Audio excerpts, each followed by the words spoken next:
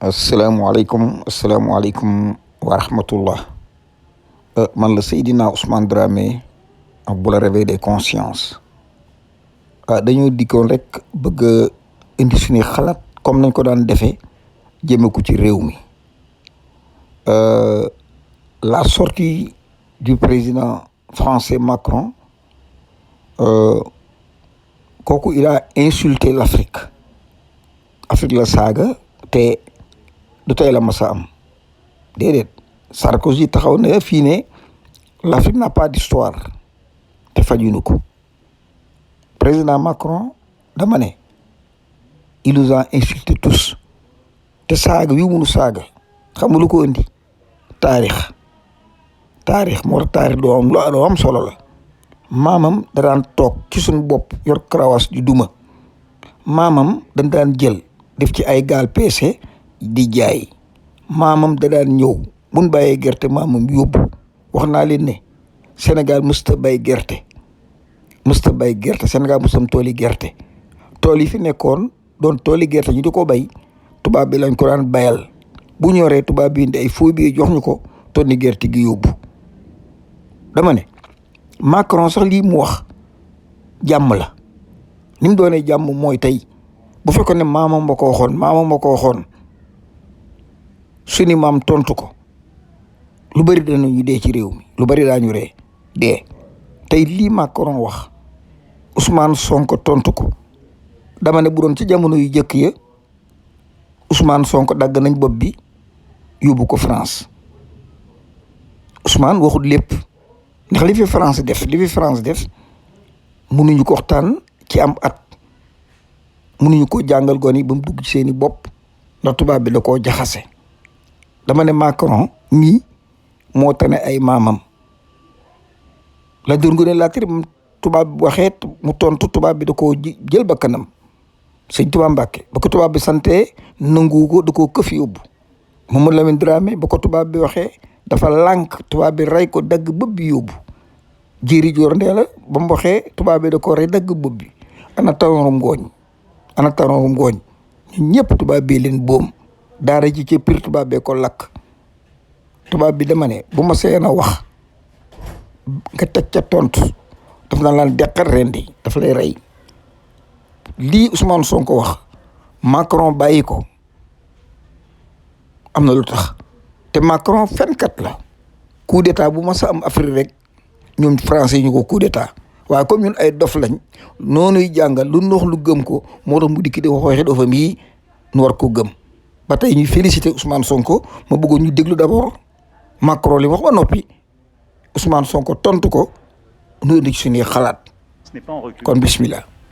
Elle est simplement lucide, elle se réorganise. Je dis ça parce que quand je lis une bonne partie de notre presse et beaucoup de commentaires, les gens, regardant avec les lunettes d'hier, disent c'est terrible, l'Afrique est en train de disparaître. Non,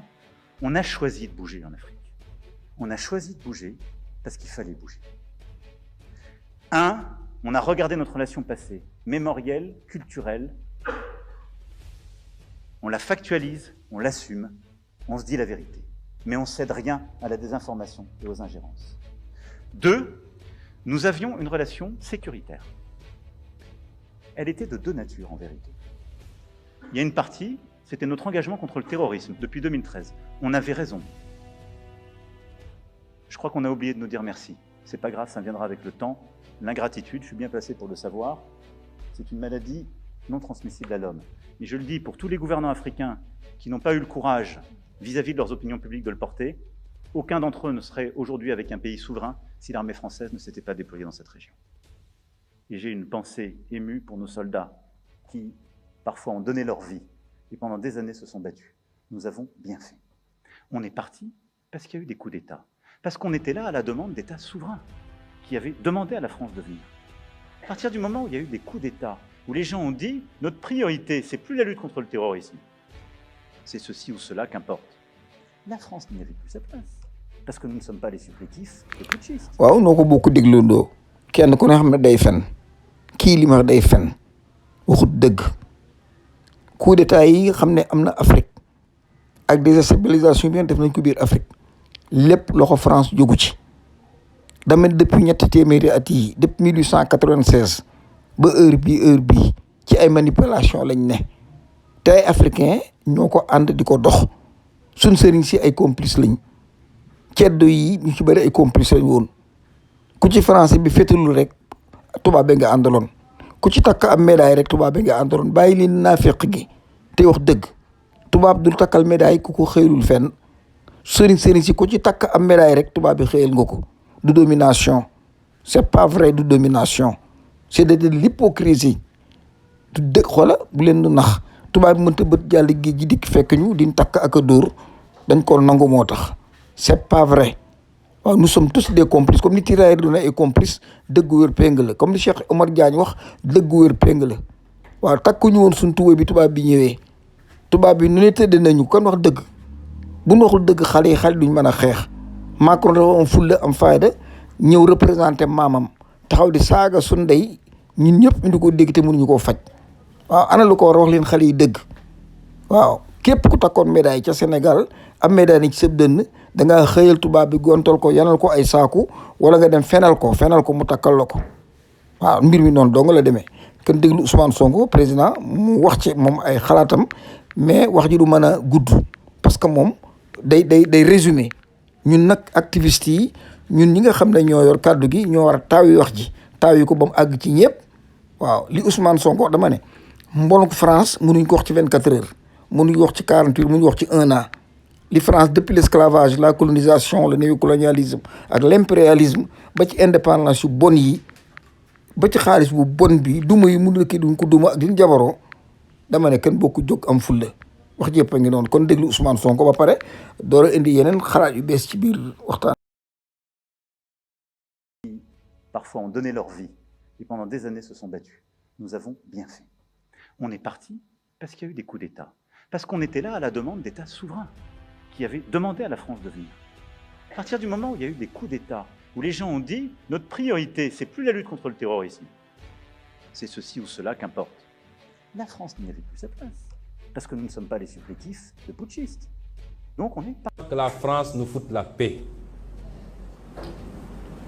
Il est temps que la France prenne exemple sur ses voisins européens. L'Allemagne est la première puissance économique d'Europe, loin devant la France. La 3e ou 4e puissance économique du monde. L'Allemagne n'exploite aucun pays, aucune colonie. Je peux citer l'Italie, je peux citer l'Espagne, qui avaient des colonies avant, mais qui n'exploitent personne, qui ne font pas ingérence, qui n'imposent pas des dirigeants dans leurs anciennes colonies. Au nom de quoi la France croit pouvoir continuer à nous imposer des dirigeants, à faire des choix à notre place. Cela doit cesser et l'Afrique nouvelle, la jeunesse africaine, les élites africaines, la diaspora africaine dit non, ça ne peut pas continuer. L'hypocrisie de cette France se vit et s'exprime tous les jours. Prenons exemple du cas du Mali et du Tchad. Au Tchad, où le processus constitutionnel a été interrompu, la France a applaudi et son président est allé consacrer le nouveau roi. Au Mali, où ce n'est pas le processus constitutionnel qui a été interrompu, mais le processus de transition, la France a condamné et même a pris ses clics et ses claques pour dire qu'elle quitte le Mali. Ça, c'est de l'hypocrisie. C'est le 2 poids, 2 mesures. C'est le double langage que la France tient en Afrique. Quand on a interrogé M. Jean-Yves Le Drian... waaw ni ko président Ousmane Sonko waxee Ousmane demul ci taarix Ousmane da koo tënk ci jamono yii yéen xale yi ngeen fekke waaye la ca ginnaaw bu soobee ñun daan ko waxtaane ba mu gën a leer ci seen i bopp tubaab yi ay saay-saay lañ tubaab yi nit ñu baax tubaab yi lu ne woon nañu ko li ñu woon président Mohamed Sékou Touré dama ne kenn mën laa wax lu bon liñ def Guinée du Guinée doo nga bëgg Congo nin rey tombol dama ne liñ fi rey ci ay nit ñoom ñi kenn xamu ko Macron dafa ñemewul rey nit rek de mënta dépêché armée ñëw Sénégal mais sinon kon attaqué nañ bu yàgg kii dama ne moo tax ne maamam sax kii sax xaw naa selluise ndax dafa saaga su ndey rek dem tubaab bu jigéen day saaga su ndey pare wañu ko indi soldat yi SPIC yi jox ay arme suñu doom ñu fetal nu ñu dee tubaab bi day ñëw wax li mu bëgg buñ lànkee mu jël suñu doom jox ko fetal mu rey nu loolu la Cheikh Omar Diagne jox te nu nguñ koo dégg dama ne kenn boo ko wante dëgg te ànd ak Ousmane Sonko mii xale bi li moo xam na ko de li moo xam na ko ku dal ku tey la te par ndànk compte goutte la koy indi ndax li muy wax aju suñu bopp ñun ñii nag nga xam ne ñooy liveurs yi war na am expert ak niveau boo xam ne bu Ousmane Sonko indi lastique gi mbaq gi ñu mën ko taw yi ba ca frontière ba nun nooy taw yi maanaam bu indee ñetti kàddu teg ko muy ay argument war ko mën a analyser ba indi true story bi ba ñun ñëpp ak suñu doom yi ñu mën cee jariñ ba xam fi ñu jëm waaw kenn déglu encore waa RFM nafiq tubaab bi dafa fonk média parce que média mooy lien de communication bi RFM yi ay nafiq lañ dafa mel comme le petit journal bi fi nekkoon Dakar Matin journée yi fi nekkoon yëpp jaar fi dama ne benn bu jox dëgg newu ci booy mone bu ñu bokkee waxante dëgg journal Cheikh Anta Diop ba fi nekkoon dëgg ñu censuré ko ginnaaw loolu yoor mii moo fi wax dëgg dama ne kenn dellu jubli ci suñu bopp journaliste ay fenkat lañ RFM yi dama ne xamoon ngeen ko alal ju leen jox moo nu ngi leen wax dëgg yéen waa kër Youssou Ndour yi lu ne yàq ngeen ko Ousmane Sonko lu ne yàq ngeen ko réew tey ngeen bëgg a taxaw naa Ousmane mooy jàmbaar du ngeen nit. Ni la Chine, ni les États-Unis, ni personne. Et les Africains veulent prendre le destin en main enfin. dina xam ne suñu kilifa yi la fiy fekk. waaw suñu kilifa yi la fiy fekk. ndax ñoom ak moom ñoo bokk génération. waaw Ousmane Sonko tontu na ko de. Ousmane Sonko tontu na ko tontu bu nga xamante ni ànd na ak fermeté. te Malick dafa fàtte Montpellier jeunesse africaine ba dañ fa daje woon. ak Macron boobu la waroon xam ne prémices yi ñëw noonu la lu sunu maam yi nangu woon xale yu mujj yi léegi duñ ko nangu jàng nañ ca fekk nañ leen. exactement loolu la tey dirigeant yi nga xam ne moom la ñu am loolu laataa ñuy ñëw au pouvoir la ñu ko commencé wax bi ñu ñëwee au pouvoir ñu confirmer ko réaffirmer ko par des actes très forts je pense que tey président Macron li nga xam ne moom la wax il a été non seulement arrogant. très arrogant. maladroit et impoli. impolitesse boobu muy wax naan ay on a été poli ba sax ñun dañoo yaru sax ba ñun bàyyi leen ngeen waxal que seen. mais sans ñun doo leen dara. sans ñun doo leen dara. il nous a insulté il a insulté l'Afrique et heureusement que nous avons un premier ministre bu nga xam ne voilà jël na ay matuwaayam tontu ko tontu ba mu ko war a tontu bu nga xamante ni nii fàttali na ko suñuy maam ba ñu demee di leen wallu ñoom ba seeni maam naroon a dugg ci loxo yi ñi nga xam ni moom moo di allemand yi yaakaar naa ni suñu tirailleurs yi barki démb boo njaay lañ leen di sargal ñoom waa France reconnaître ni massacre bi nga xam ni def nañ ko fii ci Thiaroye ak li nga xamante ni tey histoire bind na ko muy la présence des forces africaines aux côtés des forces françaises jàppale leen ci invasion boobu moom moo nga xam ne moo waroon a am tey jii li nga xam ne moom la wax dafa war a xam ne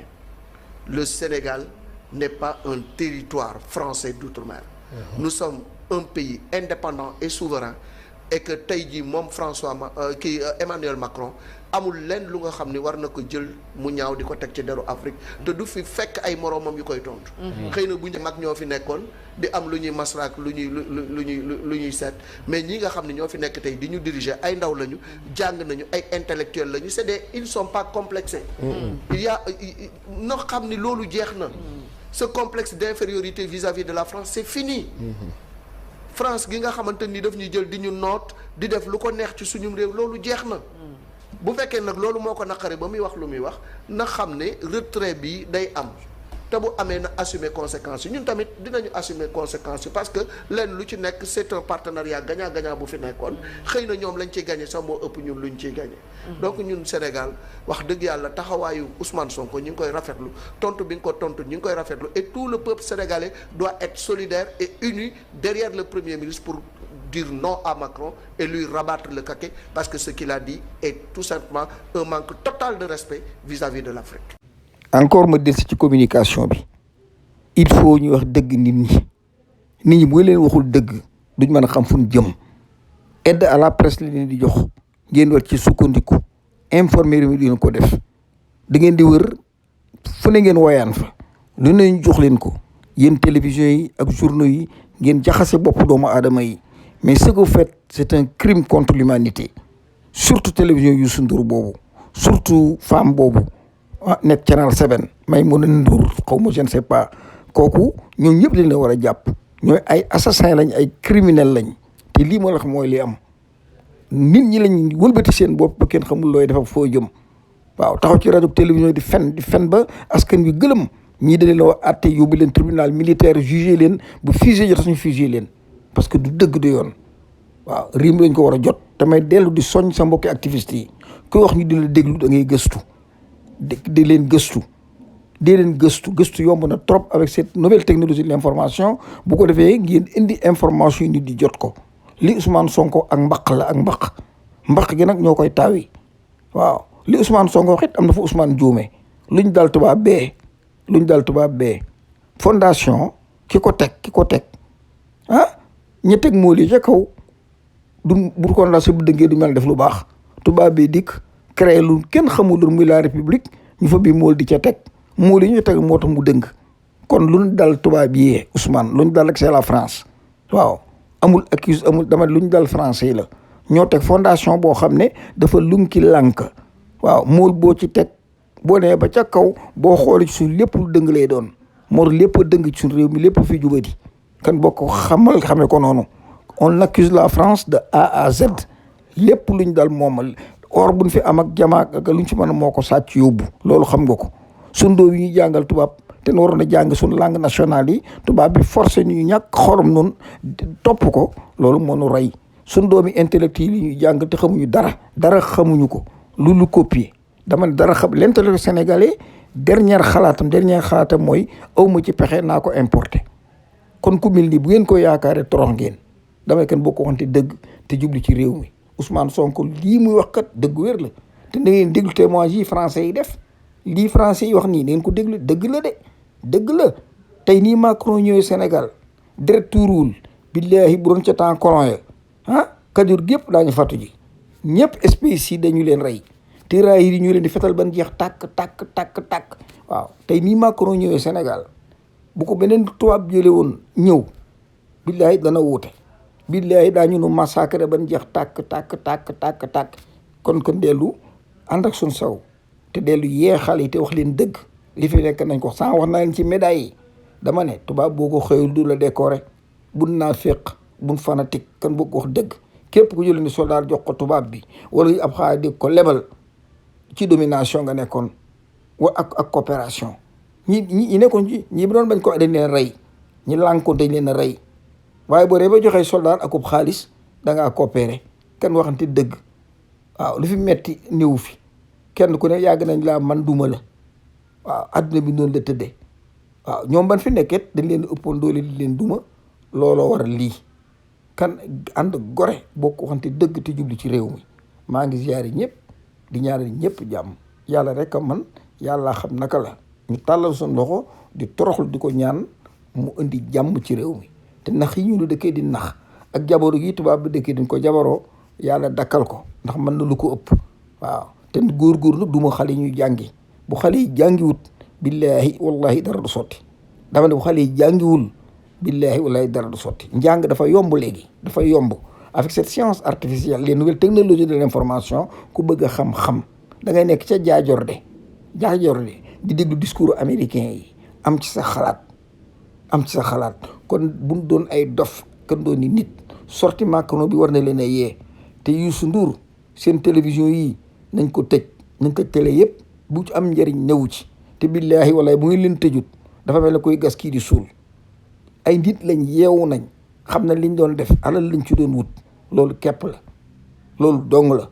Youssou Ndour mu ñàkk xorom bi nga xam ne alal dong la bëgg a xaalis suñu doom yëpp yàq na leen teg ab télévision di sàcc matériel télévision bu Sénégal di ko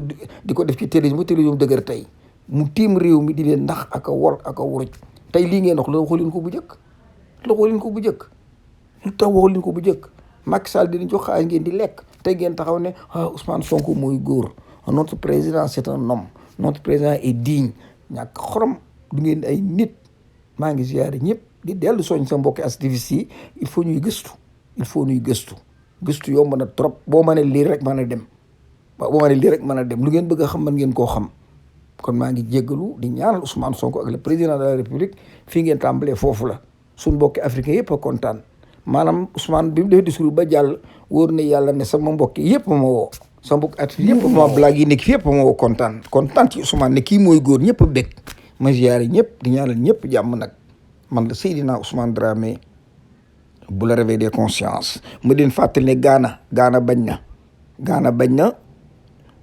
Côte d'Ivoire bañ na Afrique yëppay bañ te Ousmane Sonko fippu na waaw jàmm rek ay am bu soobee yàlla bu ma soñoon nag Sénégal yi jiitu moo jiite lépp parce que tubaab bi ci noonu la commencé woon bi mu yàq Afrique bu mbir mu léegi Sénégal la tàmbalee léegi ko noo ko lijjanti ak buum bu lëjee wala goj fa mu lëjee ngay tàmbalee tubaab bi nag mi ngi tàmbalee lëjal Afrique ci Sénégal fu tànkam tegu rek noo ko fa yóbbu kon yéex na ñoo ñëw waaye incha allah daañu dabe ba ne ca kaw incha allah l'Afrique sera unie comme ni ko Cheikh Anta Diop bëggee Sékou Touré bëggee ko noonu comment Thomas Sankara bëggee ko noonu dama ne noonu la ko Ousmane Sonko bëggee te bu soobee yàlla loolay am peace and love peace and may ziyaare ñëpp di ñaanal ñëpp jàmm